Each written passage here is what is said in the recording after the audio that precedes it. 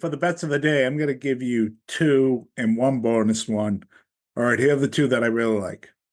And they're in the same game.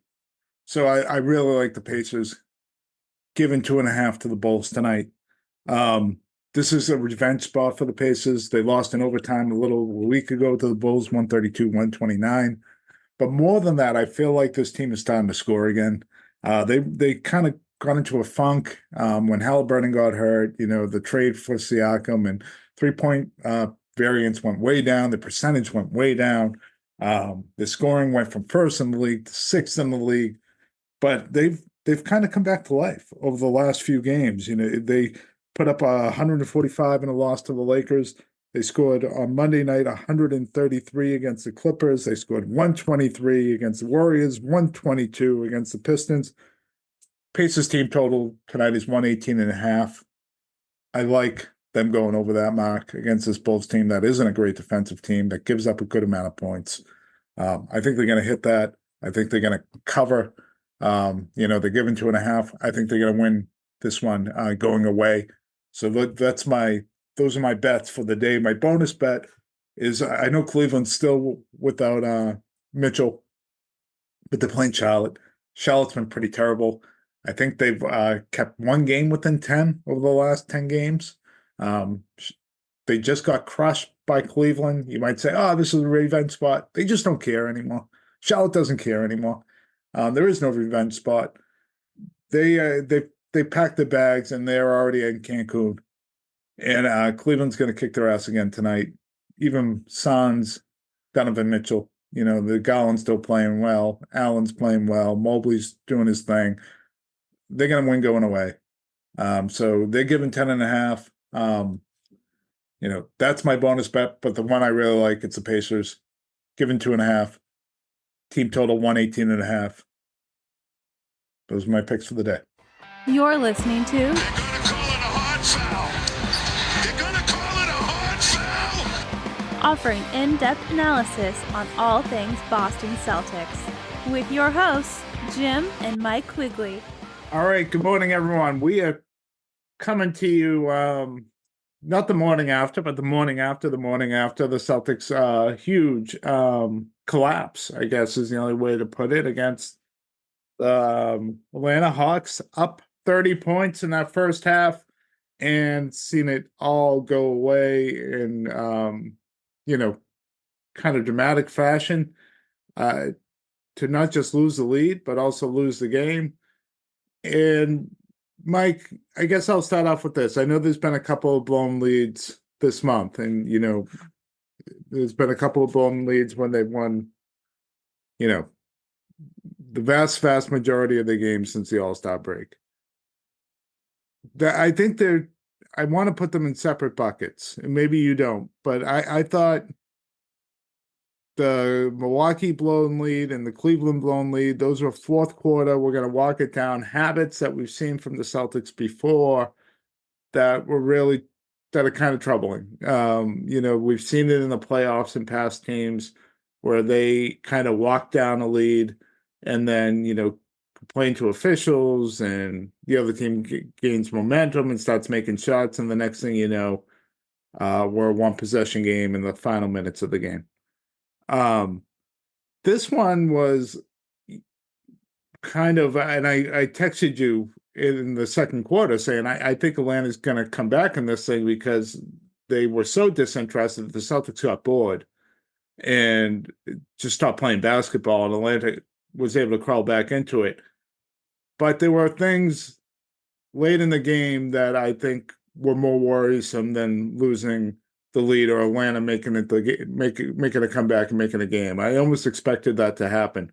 What was more worrisome for me was some of the trends with the coach and some of the execution on defense in the clutch, more so than on offense. And there was a really bad offensive possession down there in the final two possessions of the game. But for the most part, they scored going down the stretch against Atlanta pretty handily.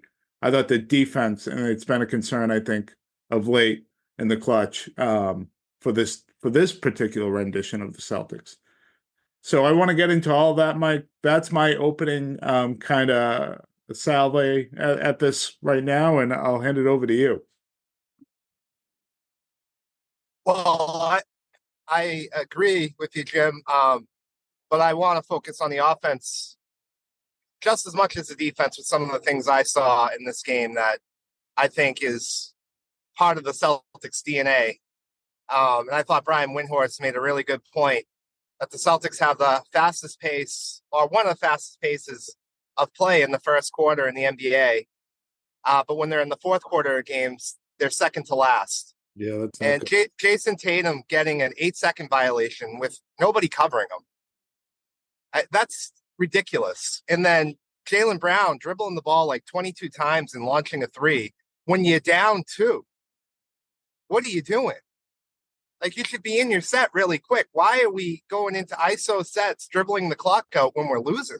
I don't think that was an ISO. I put that as much on Missoula, and I'll get into it later. But I thought Atlanta killed action, and with about 10, 12 seconds left, you could see it going nowhere. And this is again a trend when Missoula is watching from the sideline, seeing an offensive set going nowhere at the end of a quarter, at the end of a game, and he doesn't blow a timeout and cost his team a possession. I thought Atlanta took away action, which happened. But even when he finally calls a timeout with 9 seconds left in the game, you're down 4, and Tatum's driving to the basket, ISO shooting a 2.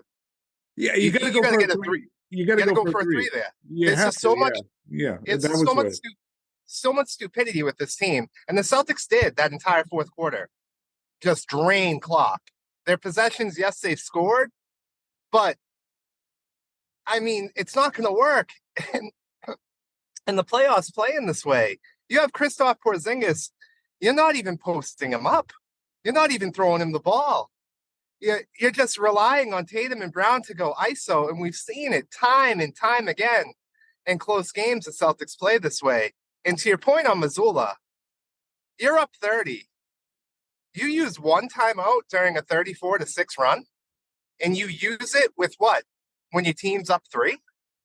So that's when you use the timeout? You don't use the timeout when the lead's cut to 7? You wait till it's cut to 3, and you're watching this team the way they're playing? Like, what's that about? And I know Scales was defending him like, oh, the guy's going to play through this. When the fuck in the playoffs are you not going to call a timeout during a 34-4 run? What are we preparing them for? When are you not going to call that timeout? That doesn't make sense. How are we preparing them for the playoffs by not calling the timeout? That's just throwing the game away. And we've seen this before in the playoffs with him last year, not calling timeouts during big runs. It's a trend. It's scary. And I'm really nervous about him as a head coach with this team moving forward, with him making mistakes that are going to be really costly. And the other point I want to bring up is, again, Jaylen Brown with missed free throws. That's something that concerns me too as we get into the playoffs. Can we trust this guy to make free throws in big moments? Because once again, he's missing a lot of them in close games. Yeah, so there's a lot there. So where should I start? Because you brought up a lot of points. Okay, well, let's start with the clutch play down the stretch. I thought their offense in the fourth quarter, I agree with you for the most part. I think especially the way they started the fourth quarter. They started very slow.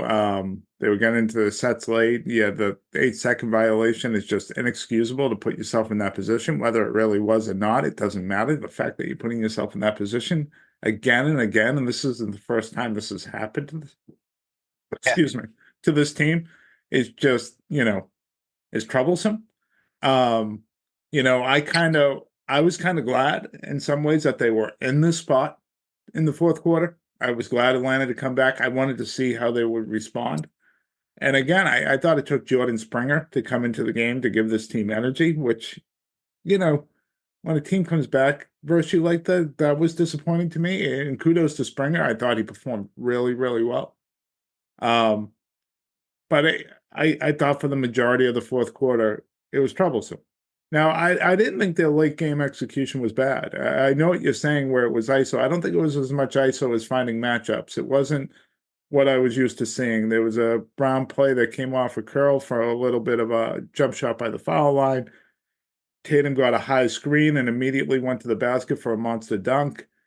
It was what would happen after they made the shots. They got great looks. They got great looks and they made them.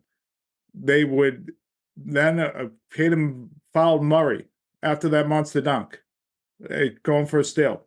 So instead of being up 3 with momentum, Murray kills the momentum, goes to the line, makes 2. There was another instance where they fouled again away from the ball after they made a jump shot to go up 3, puts Atlanta right back at the line. So we're talking about Atlanta not even have to work for points down the stretch, in the clutch. They didn't even have to work for points on a couple of their possessions. We just fouled them early in the shot clock, away from the basketball, going for a steal. Taking a gamble where you really shouldn't have to take a gamble. You're Jason Tatum covering Murray. Murray's a good player, but you're one of the best defenders in the league. You're big. You can stay in front of him. Let's take our chances there. Makes no sense. And then what happens on that last possession for the Hawks? Their last offensive possession, they get a switch. They miss a shot because it's a switch. Capella's out there rebounding against Smalls. The Hunter shot was stupid, but he shot it and made it, and it put him up 4. Again, you got to stop, but you didn't finish it. How many times have we seen that this season? I'm not even talking about past playoff performances. How many times have we seen that in the clutch this season? You saw it against Milwaukee. You saw it against Cleveland. The defense in the clutch has been really poor. It's been really poor, and I don't know what's going on there because it shouldn't be the case. They're too good for that to lose focus on that end. So that's, to me, really surprising. So you have the majority of the fourth quarter doing what you said on offense, where they're really killing the pace, which was odd because they finished the third, and you've seen this so many times where they finished the third really solid, right, Mike? Yeah, they did. I think they built it up a little bit. Maybe Atlanta cut it to 6 or whatever. 6, built the league back up, and then they just fall asleep to start the fourth. Just fall asleep, and a lot of that falls on Tatum. It really does. And then the Missoula stuff. I agree with you about the one timeout in that huge run. I also agree with Scal that, you to the players, you did this, you fix it. But again, where my concern is what yours is, we've seen him not called in the. If he was really good at this, Mike, the game management part, and he did that, and he said, "You fix it," I wouldn't care at all. I really wouldn't. Yeah. I'd be like, "I get it, coach. I actually understand that. Make your players. They're stars. You got 3 high-level players and Porzingis, Brown, and Tatum on the floor. You guys figure this out. This is your mess." But he hasn't shown a feel for the game in those situations. So when he's not calling a timeout, I don't know if he's doing that or he's just watching. I can't give him the benefit of the doubt right now because of his past performance. And then it really concerns me on that possession with Brown. It was clear that Atlanta took away actions. I don't know if they were trying to find a mismatch on the floor or whatever it was. But they literally they shoved Kristaps Porzingis off the action. Yeah, and it didn't, but it didn't get called. Okay. Yeah. So with about 12 seconds, even 8 seconds, 7 seconds left on the clock, just call timeout and run a sideline out of bounds play and get the best shot you can. And I almost am concerned that he doesn't have confidence in himself to draw those up. Because time and time again, he just watches that take place. I want to say the assistant's got to be saying something to him, but they really can't do that. They can't go up to a head coach and say, "You got to call timeout now." This is on. That's just simply on the coach. And this is the exact same thing that happened in Cleveland, right? They get the defensive rebound. They're down 1 or down 2, I forget. Tatum's dribbling up, looking to find the mismatch with Garland. gets it late, too late, and settles for a jump shot. And you let the shot clock wind all the way down when you had multiple possessions to attack this. And the Celtics were in position to have multiple possessions down one to attack Atlanta.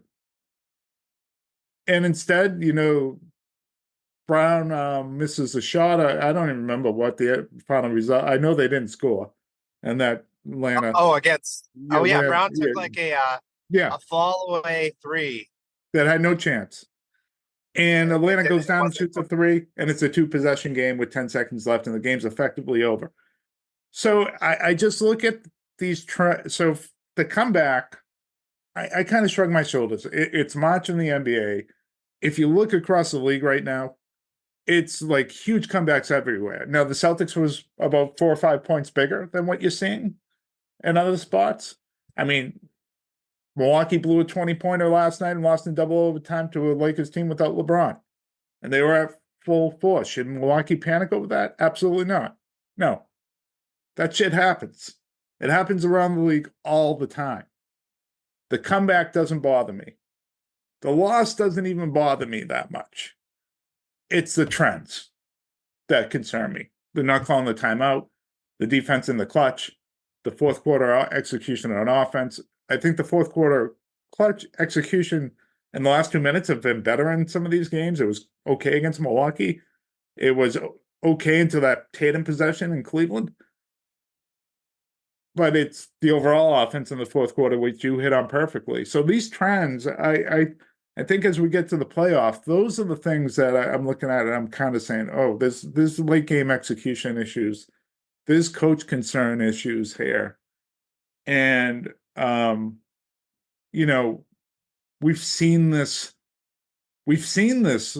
cost this team series. We've seen this cost this team exits and championships over the last 2 seasons. And even with Udoka, his teams blew leads and didn't execute down the stretch. So I think Mike, you've raised a lot of good points. I differ with you slightly, but I think the overall feeling is the same, if that makes any sense. Yeah, of course. And something I just want to attack a little bit is, I know that you're not overly concerned about the blown lead, but there's 3 of them this month. Obviously, they didn't lose all 3. The other 2 concern me more than this one. The lead blowing, than this one did. Yeah. I can think of 5 this year. So twice against Milwaukee. Obviously the one against Indiana was really bad. And it's just, I know that a lot of people are saying, experts around the league, that this happens in March. We saw it with Milwaukee last night. Yeah. But I'm focused on this team, just this team that has championship aspirations. And God, Jimmy, if they blow a lead like this in the playoffs. Well, I guess what was different. Are they up 20 points in the fourth quarter? Yeah, that's the thing. That's what's different to me than this game and the Milwaukee. Those games happened in the fourth quarter, and that was because of the shit we just talked about. Them walking the ball, taking the air out of it, not taking advantage of opportunities, and all of a sudden the other team gets hot, and you lay it on rotations defensively, and the lead, you let go of the rope, and it's gone right in the fourth. This one was just weird. It was different. It was a team that was completely disinterested in the first half. And then the Celtics, I think, just got, kind of bored. Like, if you're not going to play, we're not going to play, was almost what happened there. And in the middle of March, that part of it doesn't concern me. It's like the little things, like the Milwaukee game, it's its own defense. Celtics can't figure it out, right? And the Cleveland game, it's just not playing defense and letting Dean Wade just shoot whatever 3 he wanted to get up. In the Indiana game, it's just not respecting the opponent when they're up big. The other Milwaukee game, when they blew the lead and won again, it was Damian Lillard. And I kind of chalked that up to a great player just going nuts. That happened. That was earlier in the season. But overall, like, this Celtics team has the talent, right? They have it. It's right there. They have Derek White. They have Drew Holiday. They have Porzingis. They have Tatum and Brown. Now Pritchard and Hauser are playing out of their mind. I mean, they have the talent. Do they have the mental toughness, the coaching, and intelligence to do it. I mean, they're Yeah, gonna have the fourth biggest and I just want point to, so people differential don't. in NBA history. Like everything's lining up to say you guys should win it. And like, what can hold them back? What can beat them other than Denver might be better? But like, what can Well, stop yeah, them yeah. is it them? Like, is it just the Celtics? Well, no, And it's not that's like, just. Yeah, so to some extent, all that's true, and I just want to like so people don't misconstrue what you're saying. Intelligence, you mean basketball intelligence. You don't mean that they're stupid people. Um, no, I yeah, don't think they're yeah, stupid people. yeah. So I just sometimes, Like decision making and yeah, playing yeah. No, I basketball. know what you mean. I just wanted to be clear on the pod exactly what you mean. Yeah, I mean, no. I So question Cornette's intelligence a little bit. what's that? Like, I question Luke Cornette's intelligence a little bit. He went to Stanford. He can't be that dumb. I'm just joking. I know, I know. So yeah, but you asked a really good question. Like, are they the only thing outside of Denver that can beat them? And the answer is, I don't know, because look, the style they play, the variance on the three is good because it teams that against like a Milwaukee or Philly or Denver, it really, if it's going well, it really helps you beat those teams. You all of a sudden create an edge that other teams can't. But Right, of it course. can also cost you a series against the Miami Heat. It leaves you open to get upset. And now the question becomes, and you saw it in this first half in the Atlanta game, and you've seen it at other points this year where they the threes, Indiana did it to them, and Philadelphia did it to them, where they just focused on taking away the three, and the Celtics punished teams. They just punished those three teams in the paint. Um, And Now, I loved it. yeah, now you see the Celtics got away from it in the second half against Atlanta. I thought the officiating allowed for that, and I thought the officiating called the game differently for the two teams down the stretch. Honestly, that I don't think that's the reason why they won or lost, but do think it had an impact. Um, will they do that? If let's say Miami's focus is just to take away their three ball, do they just punish them? And they did that actually to Miami earlier this year. They did punish them. They found mismatches with Porzingis, and they just took advantage of it. That's why they were able to beat Miami all four times this season. Will they do that? And because that's supposed to be the difference, right? With bringing in Porzingis than what you had last year. But your question, you asked it, and that's the answer. I don't know. I don't know if they can focus on doing that over a course of a series if the 3-point variance that they depend on so much isn't going as designed, which can happen in a series. We've seen it happen just last year. And it cost them. It really cost them. Miami got red hot, hotter than they've been probably in a decade from deep. And you got ice cold. And Yeah. you could not adapt to it. Even though you have more talent. And this year you have a lot more talent. So let's say you get Miami in the first round, you have a lot more talent. More talent than you had last year versus them. The disparity is huge. So if that same thing happens, can you adapt and then win the series in 5 or 6 instead of losing or going 7? Yeah, I mean, they go on and on, they right? they adapted last year. It was just too late. They dug way too big of a hole. Because I thought that 3-game winning streak, the Celtics did dominate inside the paint. Tatum was just took over that series, and then obviously Game 7 was a friggin' nightmare. Yeah, but Mike, what ended up happening was the Celtics shot better than Miami. I think in all 3 or 2 out of 3 in those games. So it was, the variance went their way. In the games, the variance didn't go their way. They lost. They lost them all. They lost them all. And so that's what I'm kind of getting at is like, can they adjust to that? And the jury's really out, right? The jury's really out. And well, that's why they brought in Porzingis. And that's what really drives me nuts is that just this one Atlanta game. I think for the most part this season, They've in the done. fourth quarter, they've really used him. Yeah. And I just didn't see that. And to your point, let's jump into the officiating. I think that had something to do with it in this Atlanta game. Bruno Fernando, in particular, was allowed to play very physical with Porzingis. And credit to him because he just kept doing it. And I saw what happens to Porzingis sometimes when the game's too physical. Kind of gets away from the free throw line. He's extended up more, setting more screens, looking for that three. To me, that's what I saw from him. I even seen him in the corner a couple times, which is like, what is he taking? 2 or 3 corner threes all year. So it's like, why are you even over there? And obviously on the Celtics side of the ball, I thought the Celtics were playing the physical style of defense, but we're getting called a lot more. And I think overall there's a trend in the NBA where the officiating has changed and it's led to a more physical game.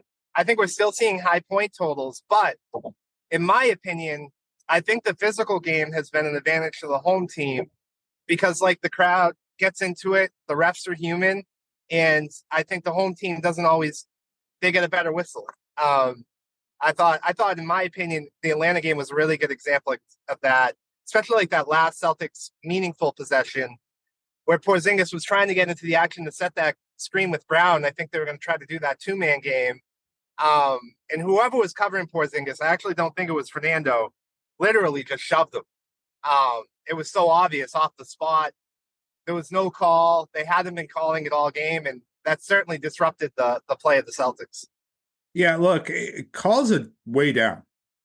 Yeah. Like I'm actually trying to find the stats on it right now, but they're calling less of everything. They're calling less block charge.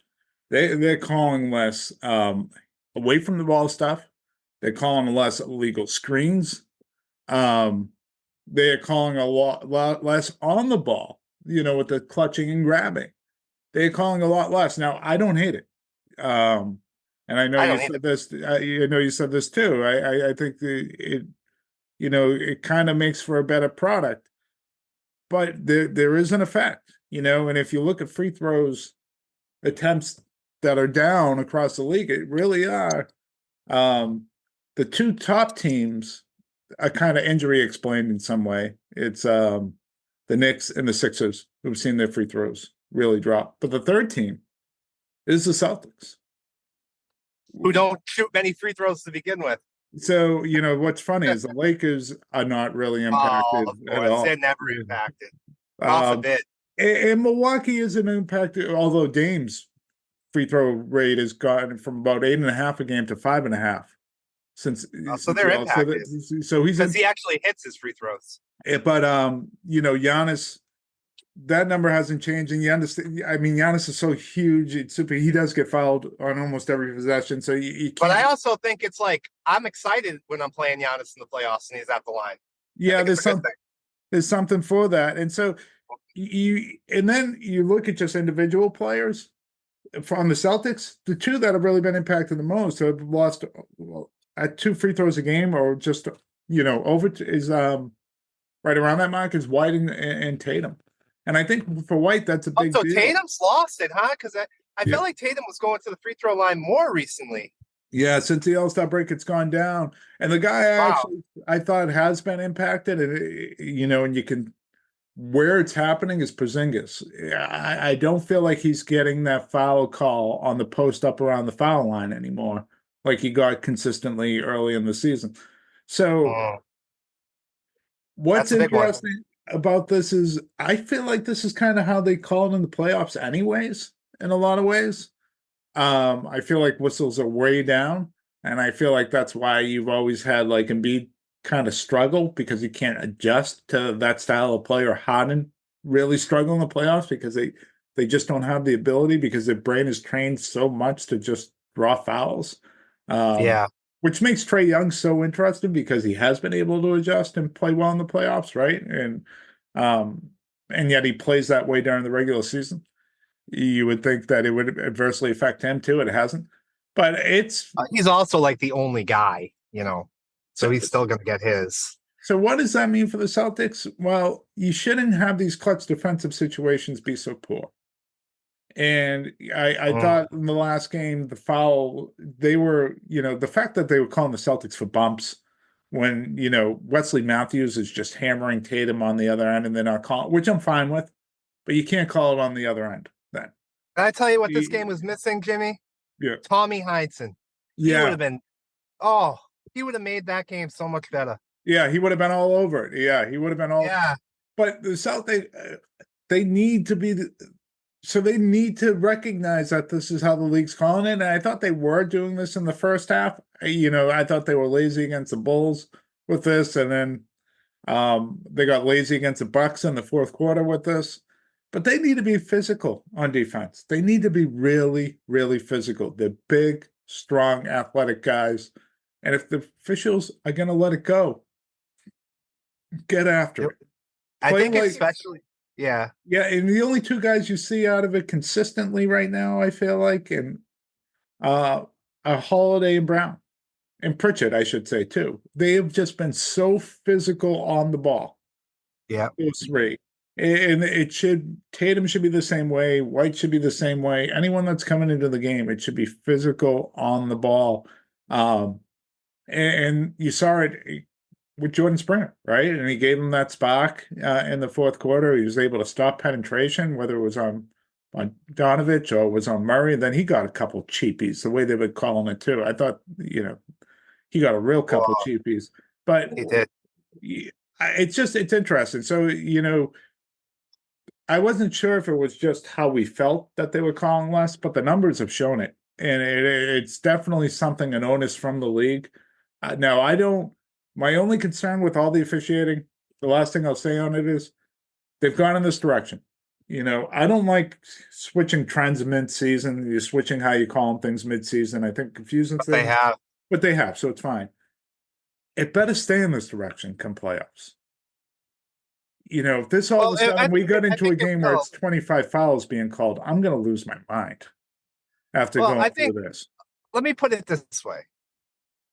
It will. The trend will stay. But if a team's up 3-1 on the road, it's not going to stay that way. Well, that's my Okay? problem. Yeah, no. Yeah. So I think we know the NBA enough to know that. But I will say this, one thing I have noticed, and I got to get off this soon, Jen, is in the Celtics home games with the new way they're calling it, I have noticed that the Celtics get away with a lot defensively. And it almost looks like they pay. I'd like to see the home splits as far as defensive rating goes compared to the road, since they've changed the way they call games, because I feel like the Celtics get away.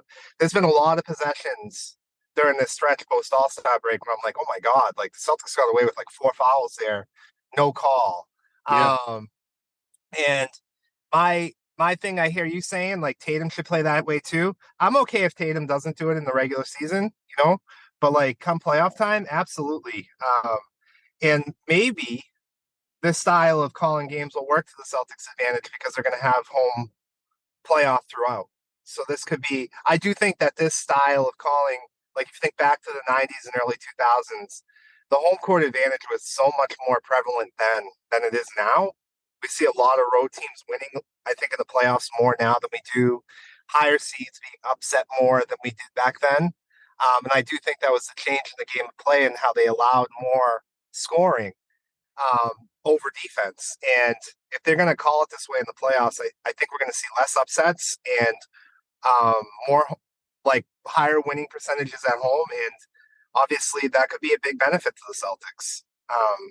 So I do have to get off. I'm sorry, Jim, if you want to continue the pod without me, but great No, pod.